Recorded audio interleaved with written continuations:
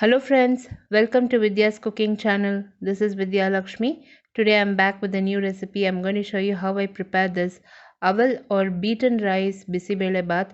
This is an excellent brunch dish and you can also serve it for lunch or breakfast. So I've listed all the ingredients here. In case I've missed any ingredients, you can visit the description box below this video and you can see all the ingredients are listed there. Here I washed all the veggies and chopped it into even size pieces like kohlrabi, beans, carrot, tomato, onion. I'm using frozen peas. I'll also be using peanuts. We need tamarind, lime. Here I'll be using turmeric powder, chili powder, coriander powder.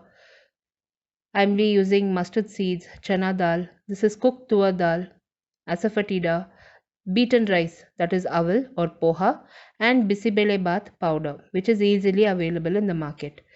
Now I'm going to start preparing the Bisi Bele bath. I've heated a pressure cooker and to the pressure cooker I've added oil. You can use peanut oil or sesame oil for added flavor and taste. I've also added ghee. Now once the oil and ghee has heated up well, I've added the mustard seeds and the chana dal and allowed it to splutter. I will also add dried red chilies and curry leaves and fry all the ingredients. Now we'll add asafoetida and fry all the ingredients. All the ingredients used in this recipe, friends, will be listed in the description box below this video. If I miss anything in this recipe, everything will be listed in the description box below this video.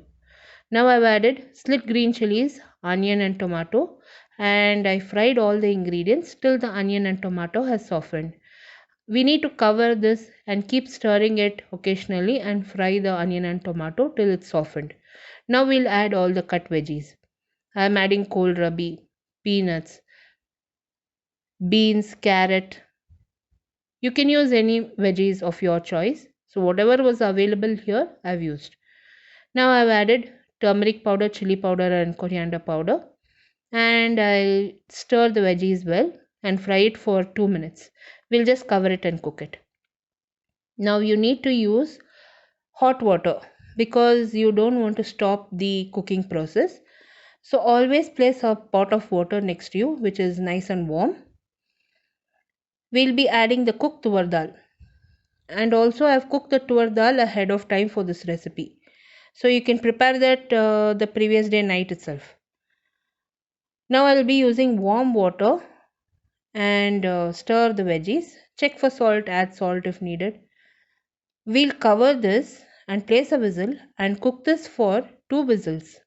In my cooker it took 2 whistles for the veggies to cook, but if it takes one whistle or if it does not require any whistle, you want to cook it open, you can do that way also. Just cover it and cook it open. Now here once I place the whistle and the veggies are cooking, I place the poha in a bowl. Now I'm washing the poha. Wash it twice or thrice. Drain all that excess water out. Just cover it and allow it to soak. So it will absorb all that moisture and the poha will double in volume. So just wash it, drain it, allow it to sit for some time. It will double up. So once the veggies are cooked, the poha will be ready. So here you can see the veggies have cooked after 2 whistles. I open the pressure cooker and the veggies are nice and soft. So now at this point what I'll do, I'll just check for salt. If needed, I'll add salt and I'll add the poha. You can see how liquidy it is. So it has got that sambar consistency. Now I'll crumble that poha and add it to the gravy. We'll mix everything. You have to constantly keep checking for salt.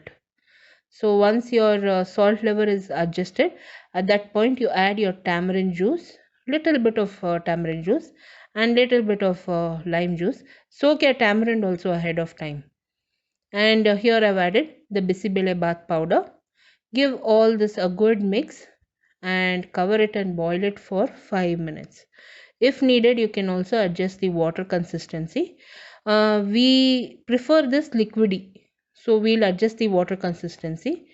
I've added warm water. I'm not using cold water at any point, not even room temperature water. So always use warm water when you're preparing such dishes. So I'm adding warm water. So here I've added warm water and adjusted the consistency of my bisi bele bath, covered it and cooked it for 5 minutes. Now once the bisi bele bath is done, I've added finely chopped coriander leaves, given this a good stir, and served it as hot as possible. This is a wonderful dish. It's very good for diabetic people, and especially for people who want to diet and don't want to include rice products. They want to add more fiber. This is an excellent product.